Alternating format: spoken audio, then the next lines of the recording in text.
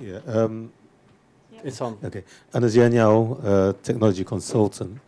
My question is, first of all, regarding your project, but generally, projects such as yours, what can you describe the scale of the project and how local communities, developing nations, can fund projects such as this?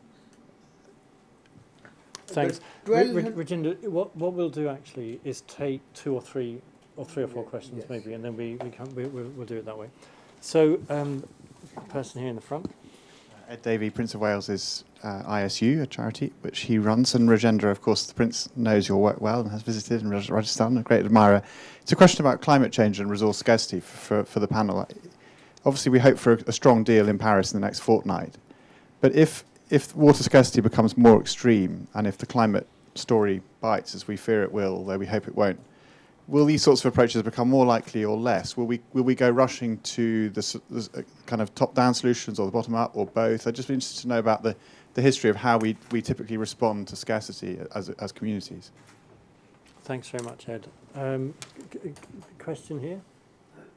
So in the front row, then we go to the back. Andrew Ross from Global Garden. It's a question for Tony, but also for Roger. The green bond market is booming. It's gone from $38 billion invested, heading for $100 billion this year. And there's an acute shortage of projects. At the same time, last month, the Agriculture Bank of China issued the world's first $1 billion green bond here in London, specifically targeting water resources, agriculture, and a sustainable supply chain. The sanction behind them, of course, is that failure to report on environmental deficits and data is the death penalty. So there's a real incentive for corporates in China to get access to this finance.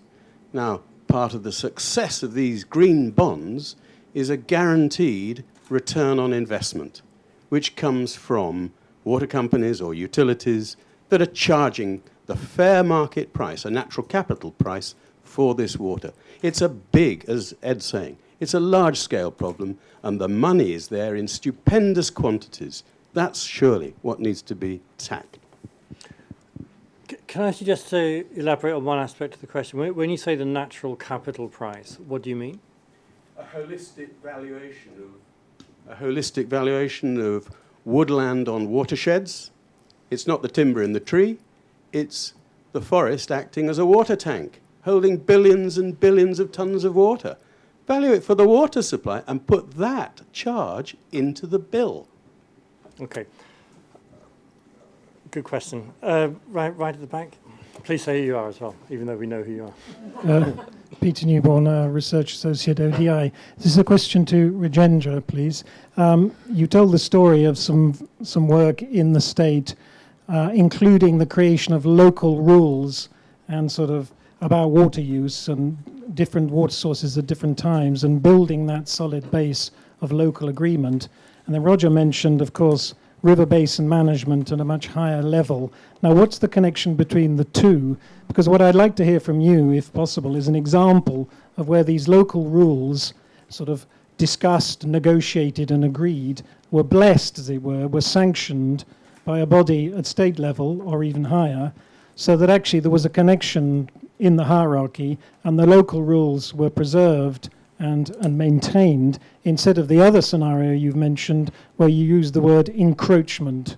And I think it's very important. Otherwise, what you've achieved at the state level, I can't see for the moment how it fits into the bigger scheme of things.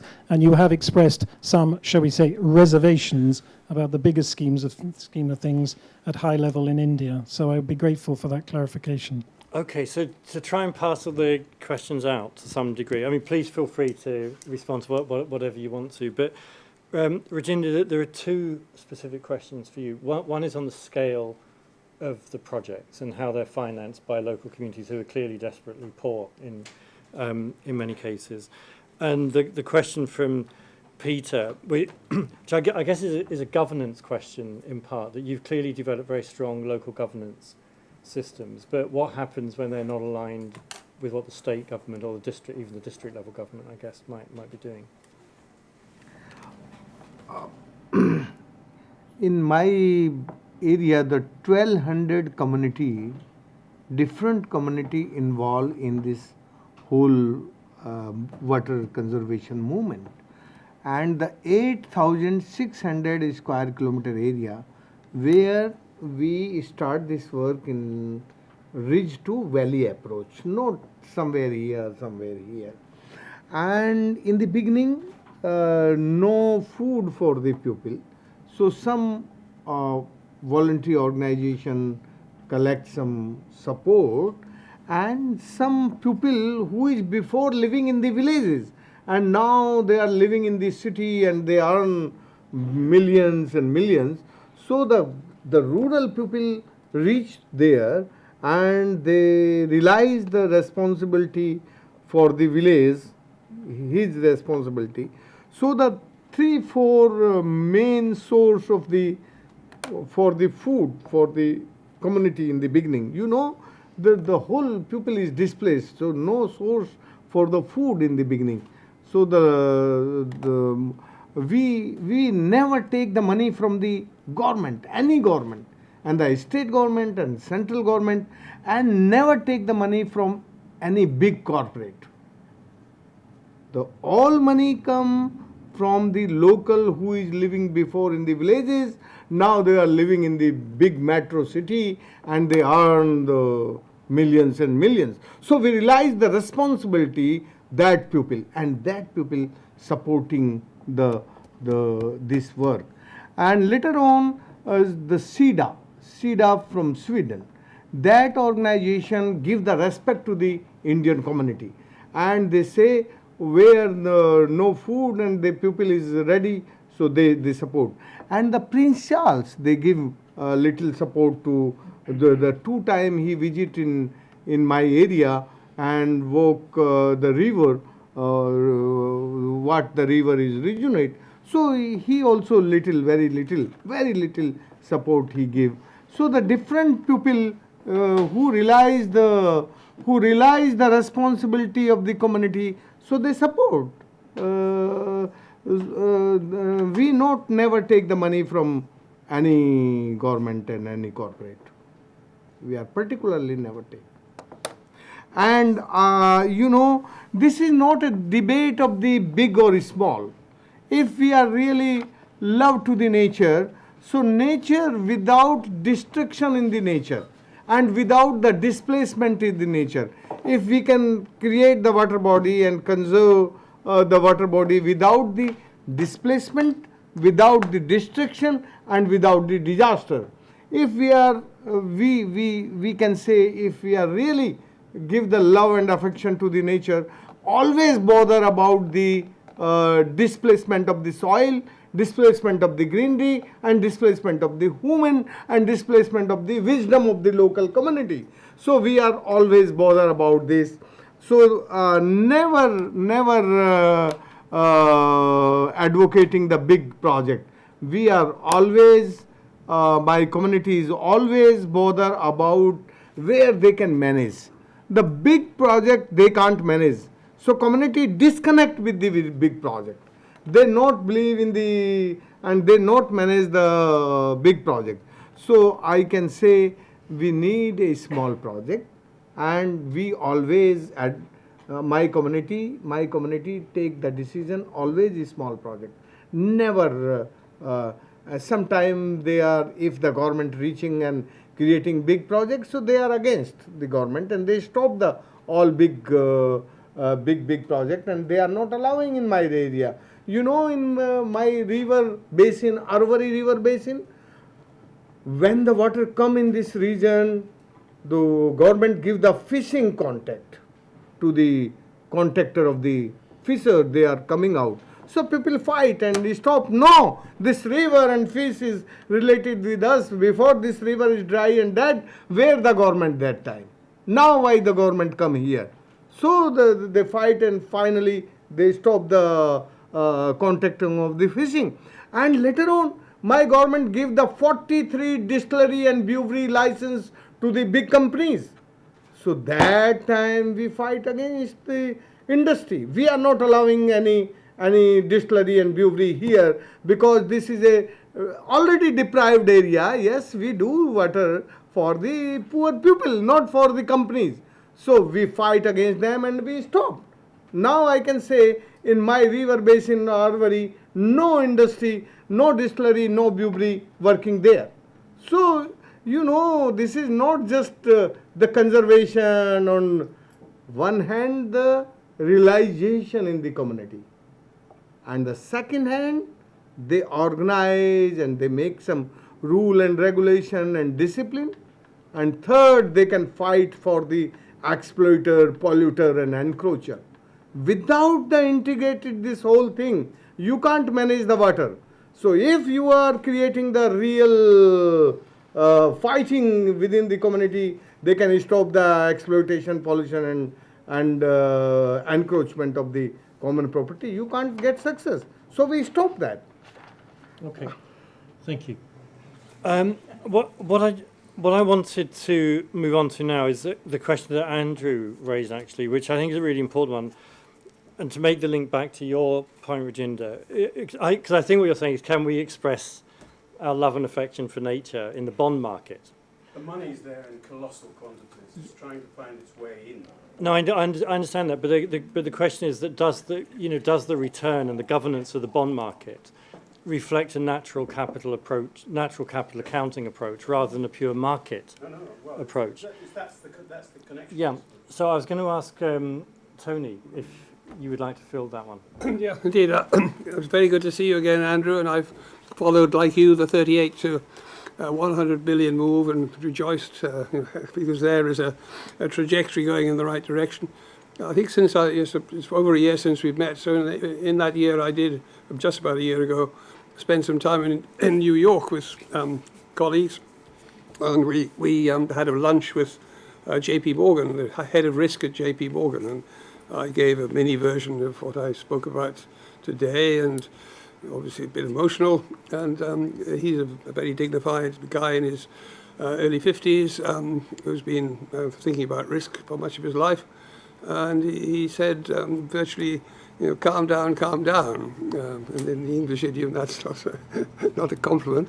And he said, you've got to remember that, the vast majority of money, and you're arguing and I'm arguing that we need to get more money in according to these principles.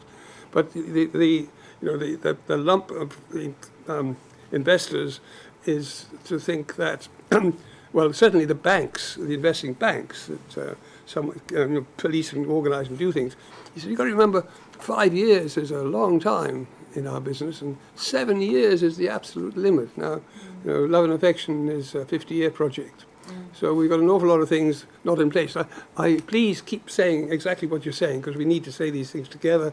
And the Islamic banks are also saying a different version, or a different version of the same thing. The pension funds have a 40-year horizon. Yeah. They're really behind this, and the insurance industry. Yeah. That's the real drivers. Yeah. They are telling the banks to invest in this stuff. Yeah.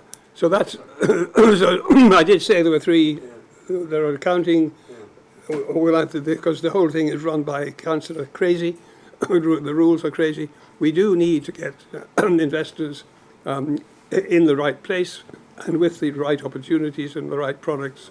So, absolutely. But Thank you very much. It is interesting, I think, that if you look at one of the big catalysts for change in carbon markets and climate, it's been precisely this. It's when institutional investors start sending signals to companies that we're looking at your carbon footprint. That's worth 10 libraries worth of research on carbon impacts on the atmosphere. But actually, Barbara and Roger, I'd like you to maybe address different versions of that same question, because on sanitation, there's clearly a very big international public financing deficit, and I don't know whether this type of approach could help to address that. Well, it could. I think one of the big challenges we have in sanitation is showing the return. We tend to be a little bit well, my 16-year-old son would say we tend to be a little bit nerdy about the benefits of sanitation. So one of the things we have to do is get much better at expressing the value of these investments in societal terms. And we know those numbers are very high. We know they're very positive. In fact, they're so positive that I think sometimes people don't really believe us. I mean, the number we tend to use is that $1 invested in sanitation gives you a $9 return on the economy every year. So it's a pretty amazing investment. But I think it's almost like those numbers are hard for people to understand. And I'm actually very nervous banding that number around here because it comes with a lot of caveats. But that's the problem, really, is that we've got to get smarter at working out what can we say that makes the convincing financial argument. I don't think we've done that well. The one other thing I just wanted to say about it is that I and this sounds like a terrible old chestnut, but we can never forget that development is a highly politicized business. I mean, everything Rajendra is talking about is about power and control of resources. And I think one of the things we have to be very honest about is that sanitation is a very peculiar developmental question because almost nobody who makes a decision has any actual conception of what it's like to live without sanitation. And I think somehow inherently in everybody is a slight tendency to almost despise people who allow themselves to end up living in those conditions. I think there's quite a well-documented psychological response to, if you go into a slum, you see people living in horrendous conditions and you see their children playing in the streams of shit. Something about that is very... tends to attract quite a lot of opprobrium, if you like. And so I think one of the other things we have to get over is a political hurdle, which has two dimensions. One is we've got to stop blaming people for not having sanitation and really face up to the fact that it's a public investment area and we've got to make those public investments. And the second thing I think we have to do is recognise that a lot of governments are still up against real structural anxieties about providing services. So I still have endless conversations, and I really thought after 30 years that it wouldn't still be happening. I mean, you're talking about a 30-year project. This is clearly a 60-year project. To stop people saying, well, I don't think we need to provide sanitation to those people because they shouldn't be there. And that's also a big area that we've got to get over, the sort of the public responsibility to provide people with a fundamental service. And that is a huge barrier. It's so much easier to sell pharmaceuticals or bed nets in the bond market than it is to sell toilets. And that is a big problem that we still have. If you'd like me to be your poster girl, I'm free on Monday. Okay, well, I think that's a discussion. The mega cities are the problem. Yeah. You're not kidding. Structural infrastructure that's being built all over I know, the world. and the wrong infrastructure is being built. That's why the banks are so frightened about how these things are financed. Absolutely. Because it's unsustainable. Yeah. It's project by project by project, which is all over the place. Yeah. They need this integrated infrastructure, and that's where the money's coming. Yeah. Or it's trying to. Okay, Andrew, Hurrah. thank you.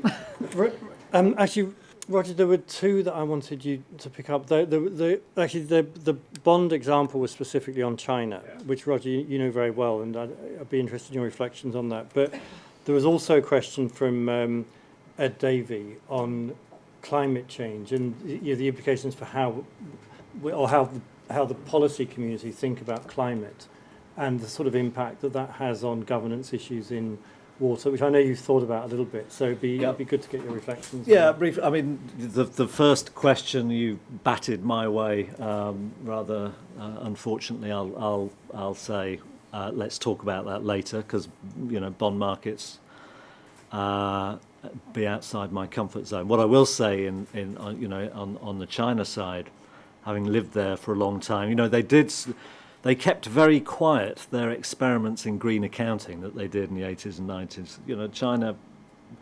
Chinese policymakers are very good at tinkering with something, seeing if it works. If it works, they'll adjust it and scale it up, and if it doesn't, they'll Send somebody away. Yeah, they'll move on.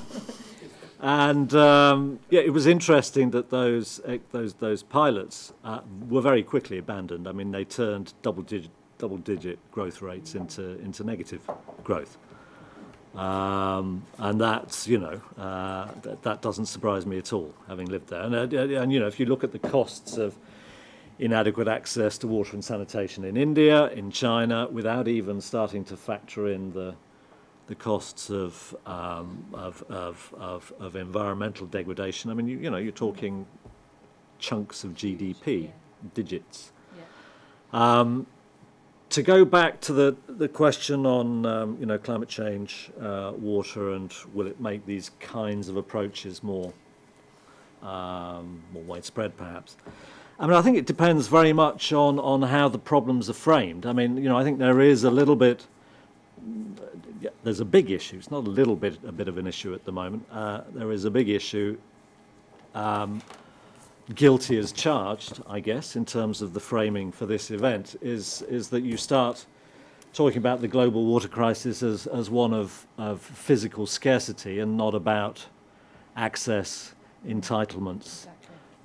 You know, does India have a water crisis defined in terms of raw quantities of water? Well, if you've heard what the panel have had to say, you'd go away thinking it does. And it's true that, you know, large bits of India, particularly peninsular India, are being heavily overexploited. But you know, the big problem is a lot of that water is being taken by a relatively few number of people, a relatively small number of people. You know, you have the 1882 Easement Act in India, which effectively linked land ownership to water rights. Well, in a country where land ownership is pretty skewed to the better off, let's put it that way, you know, that skews everything else in that direction. It also means that a watershed development project predicated on building up the productivity of natural resources is going to, by definition, benefit those with access to land and water, the landed, not the landless. And there have been some experiments in India, in Maharashtra, for example, where they've challenged this issue of land and water rights, but it's been hugely difficult. And in fact, it's only just recently, I think, that the government has been able to challenge private title to water. The Coca-Cola case actually played a part, because the government was forced to take a stand and look at the Constitution and say, okay, well, we have a public interest here, and we are going to stand up and say the public interest is defending the claims, is getting involved in the issue of rights. Whereas up until then, they've really stood back. But so it depends how the country frames a problem. India, it's framed in terms of a problem of not enough water, hence the interest in interbasin transfers. I would question that and say, if you look at where water's going and just how unequal it is, come back and tell me that's a problem of absolute scarcity, and I'd disagree. Roger, we also challenge this water and land relationship. Yeah. Because the people of the community who have no land, the private land right is coming later on, but they have the right on water. So we also challenge this system. Thank you. Barbara, you want to Just a very quick point on this issue of climate change. A little bugbear of mine is that often people say, oh, well, you know, what are we going to do about climate change and increasing water scarcity? But I agree with Roger. I think that water scarcity, there are some places where that is an issue. And not playing down what's happening in Yemen, for example, at the moment. But for huge numbers of places, the climate change challenge is not water scarcity, it's increasing climate variability. And, you know, particularly if you think about, sorry to be boring and talk about sanitation infrastructure or irrigation infrastructure or just bulk water infrastructure, and then you try and manage it in a situation where our storm hydrographs no longer tell us what's going to happen, and we're constantly having to balance risk of overtopping, of overfilling, of storage. The management, the dynamic management of water resources is going to be hugely under pressure. There's some fabulous maps which I think are available online. Afterwards I can show you, but there's some brilliant maps showing the Lake Victoria Basin over the last 30 years, the increasing urbanisation and the change in flood patterns. And it's just a brilliant visual way of thinking about the increasing risk to infrastructure caused by changing climate patterns. So I just urge everyone to think about it as a more dynamic problem. It's not just a general decline in water. It's an unpredictability problem, I think. Okay, let's have another round of questions. One right in the front row here. Do say who you are. I'm a research officer at ODI at the Growth, Poverty and Inequality Program. Very interesting conversation. The panel has spoken really well on different issues. I want to just synthesize a few things in a question. So on the political economy side of things, which Professor Allen mentioned, so for example, when we're talking about the politics of the words, say, for example, you just mentioned water scarcity a couple of times, the way the discourse has shaped the water wars and a lot of literature in the 80s and India's activism, the response to the World Bank with the Narmada Bachao Andolan and the dams project, etc. And the response to that in a water security angle. So in the global politics way of looking at things, that's a very inward-looking way of war, security, and that kind of a paradigm. On the economy side of things, when we, for example, downgrade value and try and put a number on it, we've talked a bit about one way of looking at value is love and affection. How do you speak to a policy community or economists and business people, for example, who would be familiar with, say, natural value and capital and different kinds of accounting systems, sort of synthesize this new political economy through these different angles?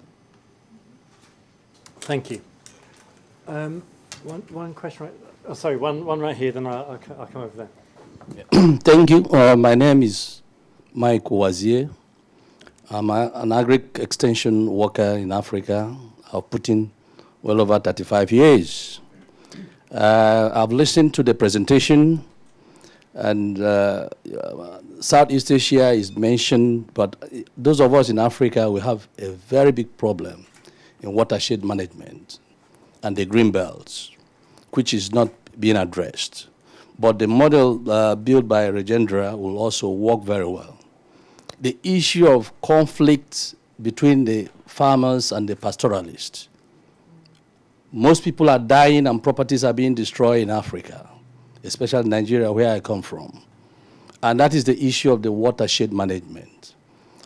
I have not seen the presentation addressing it, the policy issues, because the poor farmers have to be educated on how to do mapping of resources, assets and infrastructure that are being publicly used, and design a program that is socially inclusive for all of them to use it and manage it properly. So that area has to be addressed so that policy issues will address that. That is my own contribution. Thank you. Mike, thank you very much. And front row. Yeah, my question. Could you say who you are? I'm Philip Francis from the Flow Partnership, and I'd just like to bring out to Roger and Barbara that if you look at Rajendra's project, then it's not simply a case of solving a water scarcity as if it's a sort of quantity, that what's been restored is a whole cycle where you now have trees, agriculture, even animals back in the nature reserve, which are creating clouds, which then restore the climate and restore the rainfall. And so the water isn't a kind of thing, it's something that cycles through life. And it brings a whole wealth and a health with it. So often, because we're looking at water through different perspectives and different lenses, we tend to think of it as some kind of commodity that we can control. But actually, you know, we're all embedded in these cycles of water. And what happens when you recreate that and restore those cycles is very clear to see in Rajasthan. But also when you let them degrade, like in California or Brazil, it's also very clear to see what you lose. Any other questions over this side? No? Please, one right in front row here. Yes, I could talk to Rajendra for hours. I mean, my name's Dr. Kevin Cook, and I'm here as a trustee of Wells for India. And I bring greetings from Udaipur, from Om Prakash, who sends his greetings to you. I've got many questions, but I'll limit it to two. The first is we are introducing what I think we call rotating funds as a way of sustainably expanding the structures and the water harvesting structures that we build. Do you have any experience of this way of financing your projects? And then my second question is, having been to JBF and various other projects in the Thar Desert and the Aravalli Hills and so on, I've come away with a favourite structure, the tanker. And I just wondered whether you have, probably not a favourite structure, but do you have, out of all the many structures that you are reviving, do you have a favourite? Okay. Thank you. We're going to find out what a tanker is shortly, but not right now. So just hold that. So, Tony, maybe could you? The first question was really about the power of narratives, in a way, wasn't it? That that if you come into these issues thinking of water as a scarcity problem or as a security problem, maybe you're going to look at policy solutions in a different way. Do you think these narratives matter? Well, narratives are part of life and part of politics, so they matter, yeah. Can I just say the issue of conflict and water wars, which you did mention for a moment, the reason I came across the idea of virtual water was I had to explain, at least my project was to explain the absence of armed conflict over water in the region that I was working in, because it was being predicted by Boutros Ghali and King Hussein, and in the 60s, and by 20 years later the population had doubled. There's no sign of a water war. So as a scientist, I had to explain why there were no international wars over water. And it was only about in the late 80s that by looking at the food import data for Egypt, which showed that you can suddenly move from being all right to just importing huge volumes of food. That's the reason. All you do in a world in which the crazy Americans and the crazy Europeans are putting on the world market half-cost food is to import half-cost food and not tell anyone about the relationship between the two. So the narrative, so first I had the idea, I was too busy to publish it, but I had the idea, eventually it got picked up.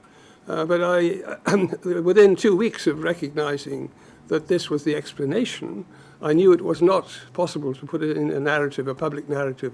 This is the reason, because we were not going to get Mr. Mubarak or President Mubarak to stand up and say, do not worry, my people, we are short of water and therefore short of food, but all we do is import half-cost food. He'd been out of power the next day. The narrative that is the only one that you can have is that we depend on the Nile. And it's still there, although it's being tempered in a very interesting way. But that doesn't mean, the crazy thing amongst social scientists is that they can see that there's something called conflict and there's something called war, and they don't realize that war is a subset of conflict, and you can have shouty conflict and not very nasty conflict, and then you can have armed conflict. But the trouble is the media can only deal with, because I understand that if you're an editor, if you see water conflict, you can always, an editor at some point will cross out conflict and put in war. So these are the makers of narrative. Yes, the narrative is very important. It doesn't mean that there isn't armed conflict at the village level. That murder goes on.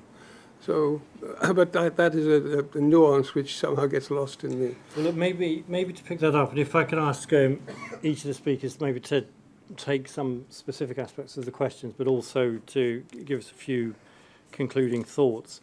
Starting, Roger, with you, that on that, the Mike asked a question on pastoralism, which I guess, is at that village end of, community end of conflict in a very intense way in parts of West Africa and East Africa as well. I mean, I know this is something that you guys have worked on, so maybe if you could take that.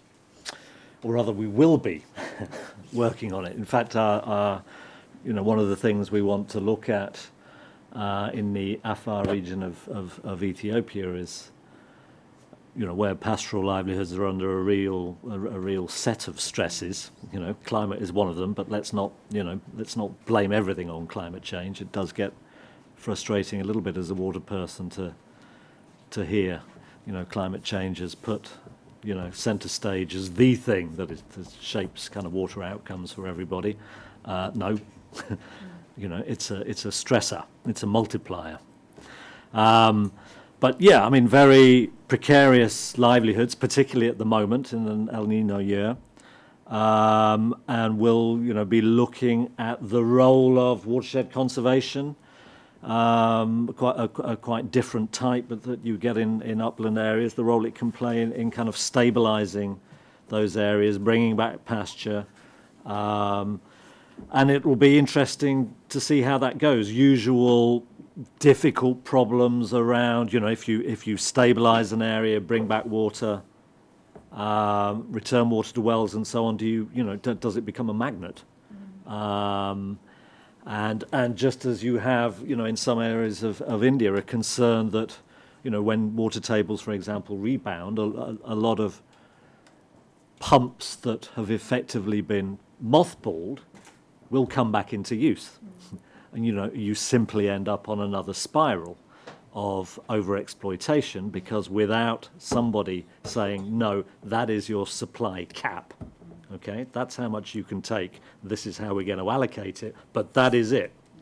And the problem India struggles with is it is this issue of private rights, and it's found it extraordinarily difficult to institute a system that would challenge those. I'll kind of stop there. Okay. Barbara, maybe if I could ask you, I'm assuming you're not going to want to take the question on what particular type of tank is the optimal choice. Well, I have got an answer to that question, actually, but I'll nip that in as well. Okay. But I was going to ask you a slightly different one, actually, which is that, one of the some people would say more positive things of the new government in India is that the Prime Minister has now set some incredibly bold, arguably off-the-scale targets on sanitation, which some people attribute to the fact that the penny has finally dropped, that the reason you've had such high growth with such minimal effects on malnutrition is something to do with the sanitation problem. I mean, do you see this as a potential watershed in your area for something that's going to really change? With apologies for the pun. With apologies for the pun, which I hadn't even thought of. Well, it is a potential watershed. It makes me very nervous because the government of India has committed to 100% access to sanitation several times during my career, and I'm not as old as Tony, so probably even more times during Tony's career. And I think one of the problems is that it's a very difficult, challenging thing to do, and it comes back to the political problem as well. There's some excellent recent work that looks at social norms and social drivers for sanitation, particularly in the Hindi heartland of India, and the cultural barriers that you have to get over to change people's behaviours are enormous and very important to understand. So what I worry about is that we will see happening what's happened before, which is the sort of hurling of energy and effort and time and money, which somehow at the local level doesn't get translated into a sort of complex process of social transformation, but gets converted into the delivery of pieces of kit. And sanitation, unfortunately, is not a pieces of kit business. It's a whole societal change. So, I mean, it's almost like the Prime Minister of India saying it's important is necessary, but not sufficient, is what I would probably say. And I think a lot of other things will also need to happen in order for us to see that really gripping. And I think serious capacity and engagement in very, very remote, challenging rural areas is a not insignificant piece of that puzzle. I am going to answer the favourite structure question. In Bhuj, shortly before the earthquake of 2002, I'm thinking, I had the great pleasure of spending an afternoon inspecting step wells.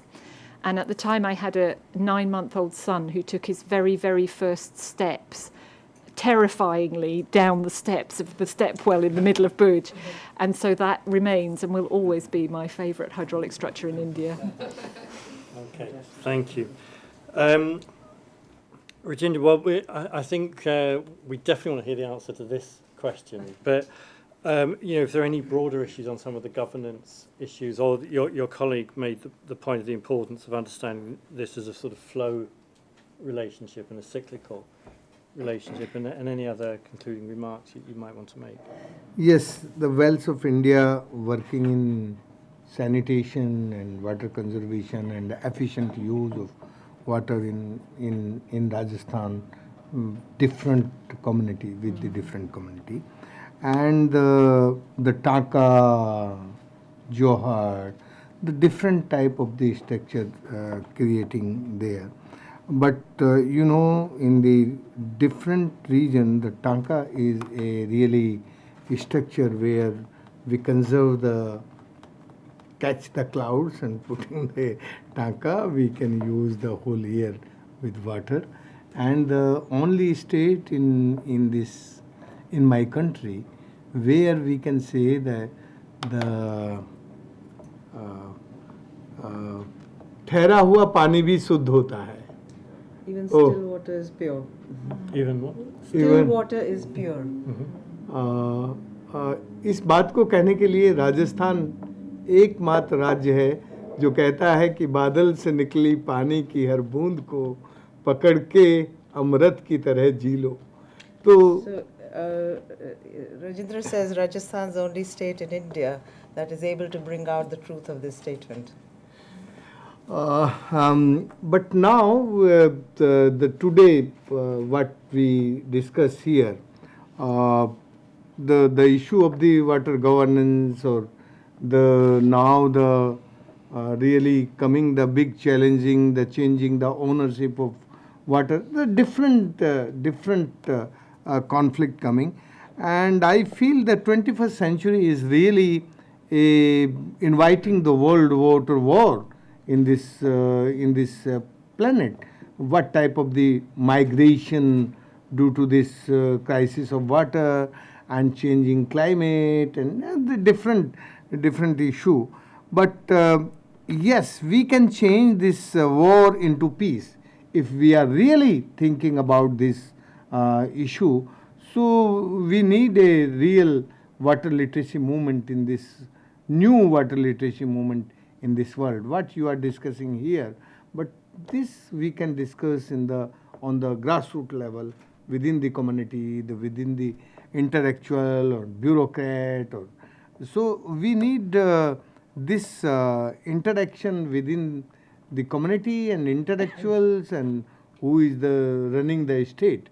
So the flow partnership is trying in the world over, where the community is doing this type of the work. So we start the real the community driven decentralized water management. That system can change the war into peace in future and next coming time. So if we can start on this policy level, and the flow family, or you can say that the flow partnership is now is interested where we can do.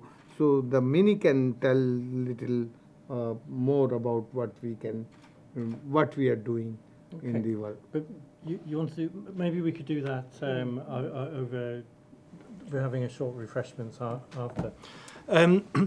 Look, I just wanted to say thank you above all to Rajendra for a wonderful presentation, and you have this beautiful vocabulary. If we had a bunch of, if we were all economists, we would have been sitting here discussing how we price externalities and that sort of stuff, and the audience would be nodding off and we wouldn't even notice. But you use this wonderful language of how we reconnect to nature, and the importance of that for dignity, for social justice. And so thank you so much for bringing that. And also thanks to all of the panel. I mean, I've actually found this an amazingly interesting discussion. And to me, the reason it's interesting is it brings together so many different things. There are behavioural issues, which everybody's describing. You describe it in relation to sanitation. Tony, you described it in relation to consumer behaviour. And Rajendra, you in the way that we should be thinking about water as a precious resource.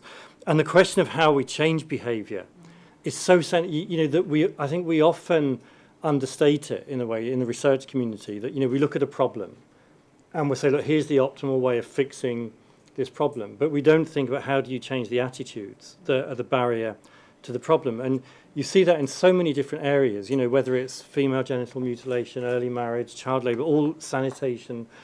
And I think so that's been at the heart of the discussion. These power issues, which I think are so central to all of the stuff we've been discussing, that, you know, you mentioned that, you know, that most of the people who are making decisions about sanitation have toilets. So, you know, you look at the world in a different way, but I think it's also true in relation to water and the, you know, the governance challenges that Roger was raising. This is fundamentally about very unequal power relationships. Actually, some years ago, I did a human development report on water, and I read a whole lot of stuff at that time, including a lot of Roger's stuff, actually. But the best thing that I read, apart from Roger's stuff, there's a wonderful book called Cadillac Desert. I can't remember who it's by now. Who's it by? Anyway, but it's an amazing book about the politics of water, you know, the corruption and the brute power that comes with water governance, I think in California and Los Angeles. And so I'd recommend that for anyone who's interested in water. Mark Reisner is in. Mark Reisner. I knew I could rely on you. It's the best book ever about water. Yeah, it's an amazing book, isn't it? Great film as well. It's filmed as well. Is it? Excellent. And then I think the third area is about market structures and governance, because, you know, people have very different perspectives on this. But I think, you know, whether you think about it from a bottom-up approach, which is what you're describing, or from the approach that Roger was critiquing, the integrated water management approach, that somehow that, you know, that we do have to tackle these issues. That do you reprice the commodity that is scarce? Do you regulate it in different ways, like separating land and water entitlements? You know, how do you make a transparent political decision about who gets what on what terms? And, you know, these are issues that are right at the heart of the bigger equity and inequality discussions that are often swept under the carpet. And, you know, and I think on these pricing issues that, you know, your country, Rajendra, if you look at the price of air pollution, you know, the human price, the economic price, that, you know, no one factors that into the growth numbers for India. So, you know, there's obviously a deeper question there about how we think about economics and ecology that we have to tackle. So I just want to end by saying a huge thank you to all of you, many to you for intervening at key moments and explaining, to Rajendra, to Tony, Barbara and Roger. And I believe we've got appropriately priced scarce commodities out there for all of you to enjoy now. So thank you to everyone.